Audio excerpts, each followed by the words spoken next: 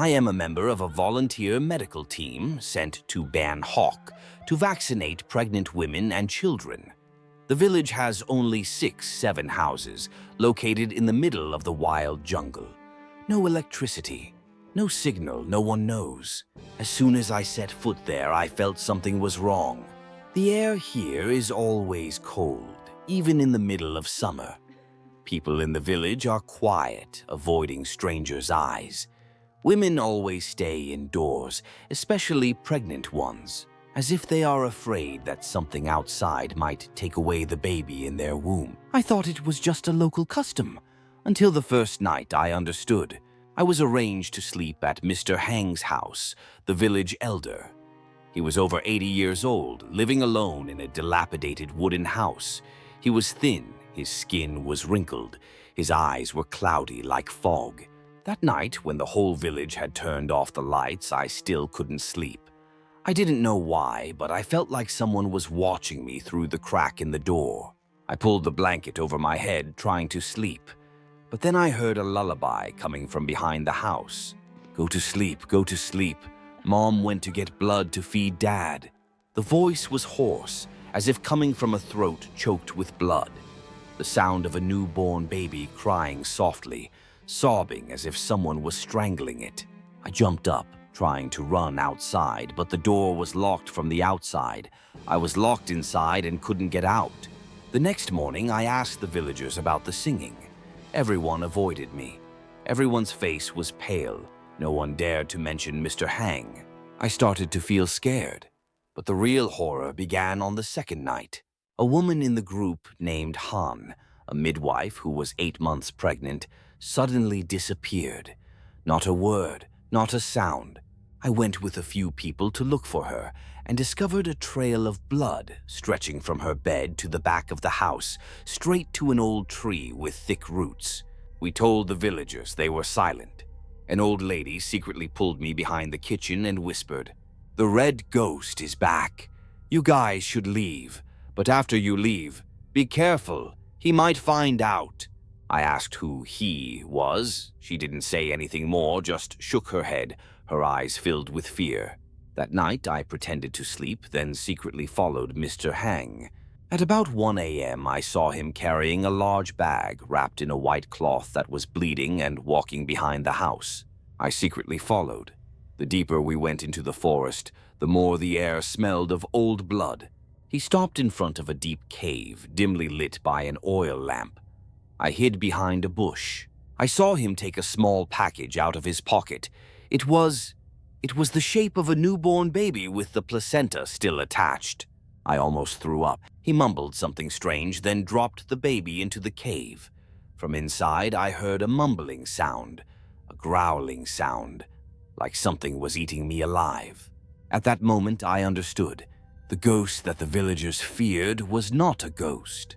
It was the woman who died unjustly, who was cursed to suck the blood of pregnant women.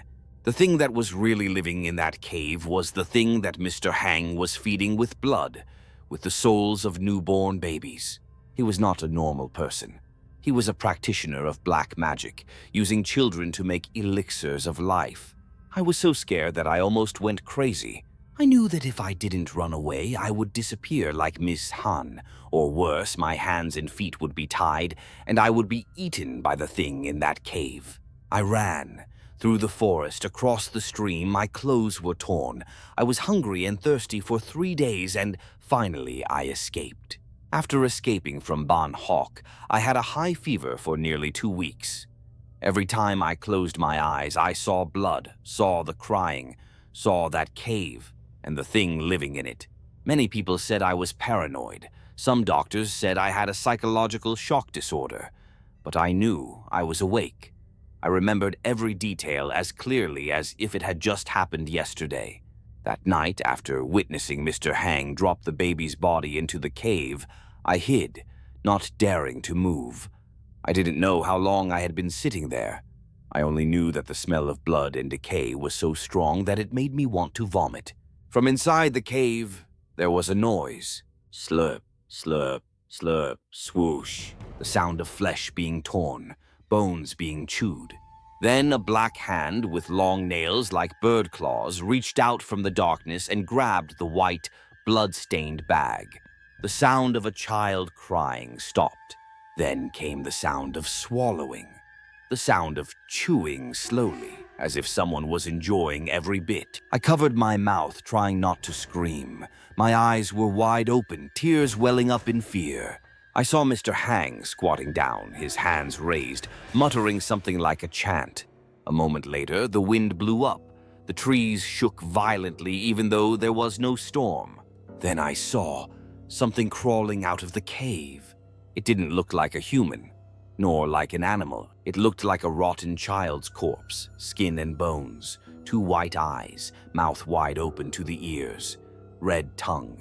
Its arms and legs were too long, crawling on all fours, moving jerkily as if it had been electrocuted. That thing was the demon that Mr. Hang was raising. I heard him say, "You need more fresh blood, right? Tomorrow night, Mrs. Mia's daughter will give birth. You just have to wait." The monster nodded. Yes, it nodded as if it understood what he said. I understood everything. For many years, Mr. Hang pretended to be a shaman, but in fact he was a sorcerer practicing black magic. He used newborn babies to feed that monster, a thing born from blood, from hatred and curses. No one in the village dared to resist, because anyone who resisted died, and their families would lose their unborn children. It was rumored that if the demon ate 49 newborn babies, it would turn into a human, and Mr. Hang would live forever. I didn't know how many babies had been eaten, but if what he said was true, then Mrs. Mia's child was the 49th victim. I knew I had to leave immediately. I couldn't report it to the police because the village was too far away, there was no signal, and if I showed my face, he would know right away. What I saw, he couldn't let me live. I waited for Mr. Hang to leave, followed the forest path, and ran all night. At times, I thought the thing in the cave was chasing me because of the sound of branches breaking, the sound of nails scratching the ground, and the sound of a child crying from the foliage. I ran until my toes bled, my heels were torn, my throat was as dry as burning sand. Finally, I fell down by the stream and passed out. When I woke up, I was at the commune health station. A forest ranger accidentally found me lying delirious on the grass. I escaped from Ban Hok, but there are doors that once opened will never be closed again in your life. I thought that once I left that place, everything would end, but no. What I brought back was not my wounded body, but the ghost of the thing growing in that cave. Starting from the 3rd night since I was rescued, I began to dream of a child. It did not speak. It just stood there in the white mist. Its eyes were red, its lips were purple, its whole body was cold. It reached out its hand towards me, repeating only one sentence. "Uncle, take me back to my mother." I woke up, my heart pounding like it was about to burst. Sweat soaked my back. It was still dark outside, but the wind was howling like a woman's cry. At first, I thought it was just a psychological after effect. But by the 5th dream, I realized something was wrong, because I started to see the dream village very clearly. Every roof, every path, every tree, and the cave. The cave was still there, and still open-mouthed as if waiting. I told the story to the psychiatrist. They told me to rest, to avoid contact with negative information. But then, a small news on the internet made all my fears explode again.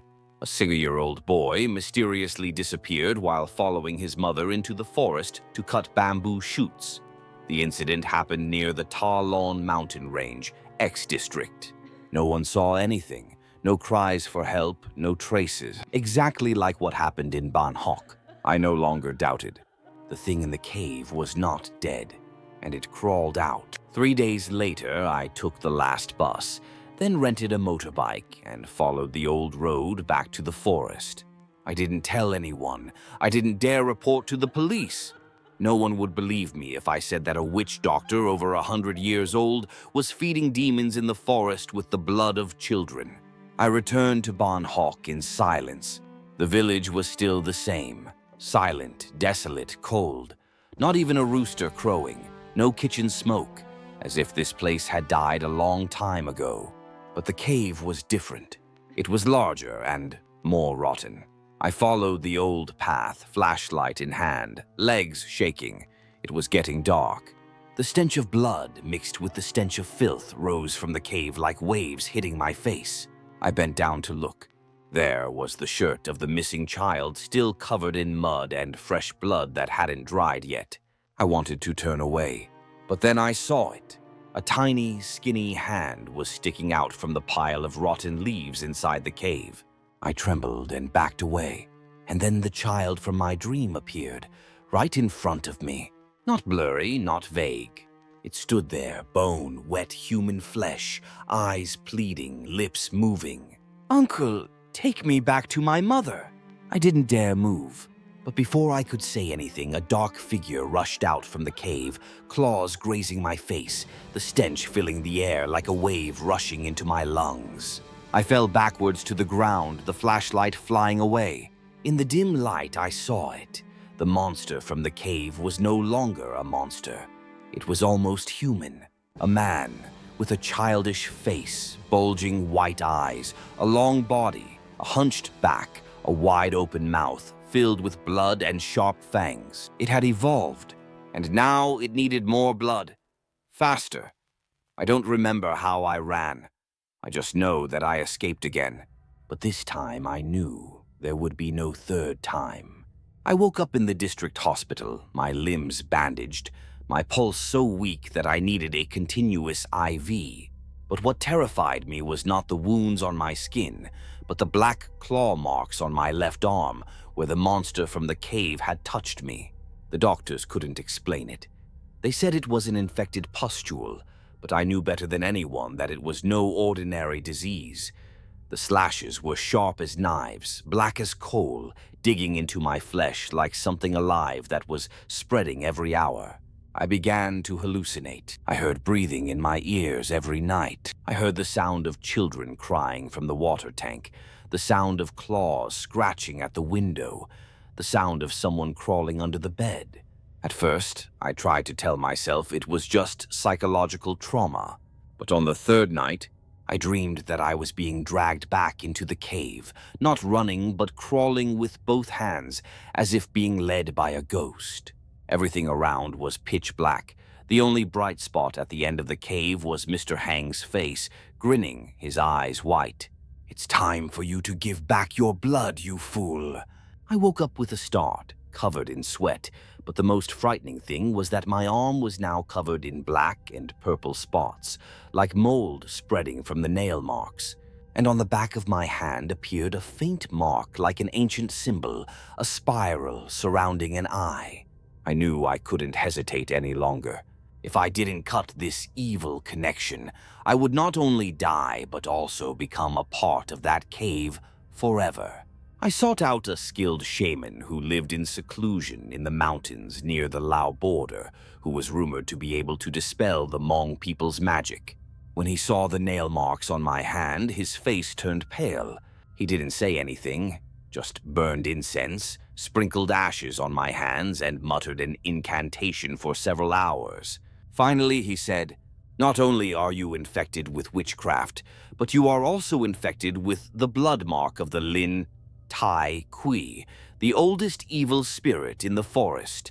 Your blood is no longer the blood of ordinary people. It will attract stillborn children, souls that have not yet reincarnated, bloodthirsty creatures that have not yet rested. If you want to live, you must return to where you started. Go to the cave. Dig deep into the first corpse. Get the tooth of the first sacrificed child and bury it in a place where the light never goes out. Only then can the mark be erased. Otherwise, you will become the second child of that cave." I asked him why he didn't help me. He just smiled. "I'm still alive because I've never been stupid enough to set foot in that cave." That night, I left the mountain carrying a silver knife, a bag of salt, a jar of chicken blood, and the ancient bronze bell that he had given me, saying, "If you see anything coming out of the darkness, ring the bell. It won't kill you until it's fully formed. But don't let it lick your blood. I set off alone back to the cave where it all began. When I arrived, it was dark. The whole forest was silent, as if it had held its breath. I stood in front of the cave, holding the bell in my hand, pouring chicken blood around the mouth of the cave in an octagonal shape, as the shaman had instructed. The wind was still, the leaves didn't move. Then the lullaby rang in my head. Oh, the wind carries the banana bushes behind the summer. I love you. I lie next to you in the cave. I began to dig deep into the damp, rotten soil, and then I touched a skull, small, very small, like the head of a newborn baby. Inside was a tooth. I clutched the tooth in my hand. What I thought was bone was now hot as coal, oozing fresh blood and wriggling as if it had never been dead. Behind me, the cave roared with a scream that was not human, but hundreds of newborn babies' cries merging into one unholy stream of sound. Then it appeared. From the darkness, the ghost infant spirit crawled out, not walking, not stepping, but crawling like a leech. Its body seemed to be patched together. The head was a newborn baby's skull with two black, empty eye sockets with two candle stubs oozing resin like blood. Its mouth opened not to laugh but to cry, the cry resounding as if from the womb of its unborn mother. Its body was long, covered in hundreds of layers of sewn-on baby skin, each piece still bearing the handprints, nails, and bruises of a dead fetus. But the most terrifying thing was its swollen belly, pounding like a pregnant woman. Something was writhing inside. I was dizzy, my hands shaking, about to run. But its hideous hand reached out, its long hook-like nails gripping my ankle, pulling me back. I fell face down in the mud, my tooth flying from my hand. It whispered in my head without needing to speak, echoing as if from the cold womb. You carry its blood. You are the new father. You are the body for my child. I screamed, reaching for the bronze bell the shaman had given me. By the time my fingers touched the bell, it had climbed on me, its skull face pressed against mine. Its breath was the breath of a corpse. Its eyes flashed red. I rang the bell. The bell echoed, tearing the space as if piercing the ears of a demon. It screamed, fell off me, its whole body convulsing as if it was being burned alive. Black smoke rose from the stitches on its skin.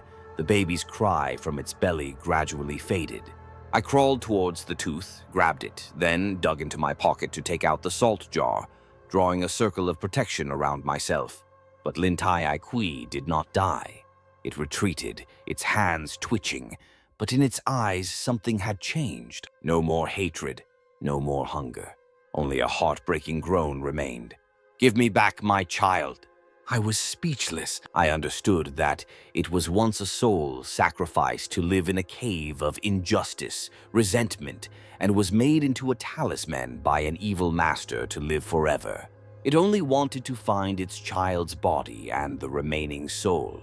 But it was too late. I am not a wizard. I cannot save anyone. But I know one thing. If I do not bury that tooth in a place with eternal light, its cycle of reincarnation will never be broken. I ran out of the cave, covered in blood, clutching the tooth, crossing the forest, crossing the stream, until I saw the hill with the Buddha statue where people burned incense day and night. I dug a small hole, buried the tooth at the foot of the statue. When the soil covered it, the wind stopped blowing. The sound of children crying stopped. I heard the last soft breath of Lin Tai Kui, then disappeared. I did not dare to return to the cave again. The nail marks on my hand had disappeared without a scar, without a trace. But in my heart there was still a deep mark that would never heal. I did not know if Lin Tai Kui had truly passed away. I only knew, in my dream that night, the last time I saw it was as a young mother, holding a baby in her arms, standing smiling at me from the forest, before disappearing into the light.